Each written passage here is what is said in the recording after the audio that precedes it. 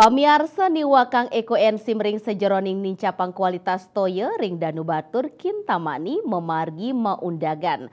Pemkab Bangli ngericikang pacang niwakang satak 3,7 ton ekoenzim hasil produksi OPD, sekolah, pemerintahan desa miwah komunitas, kantos Oktober sane jagirau.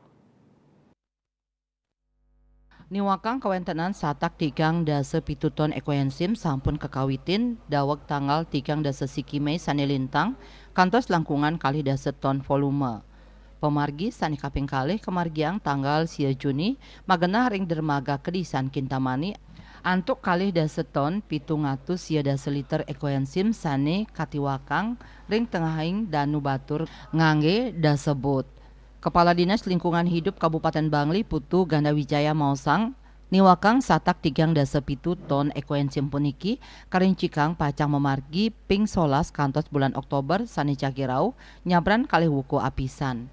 Bupati Bangli Sang Nyoman Sedana Arteng Wadarang usaha antuk niwakang ekoenzim puniki wantah mata tujon rakse kewentenan wit ning toye antuk sagilik saguluk. Ekoenzim side kekaryanin oleh samian angge ngawit saking nyakayang lakaran sanedangan kepanggih inggian sisan janganan utawi wohan. Program ekoenzim puniki anut adung sareng Bangli era baru antuk masikian nes kewentenan lu miwah nguah lu dados produk mangde side mabuat. Dayus Pasrina Bali Pos Nguningayang.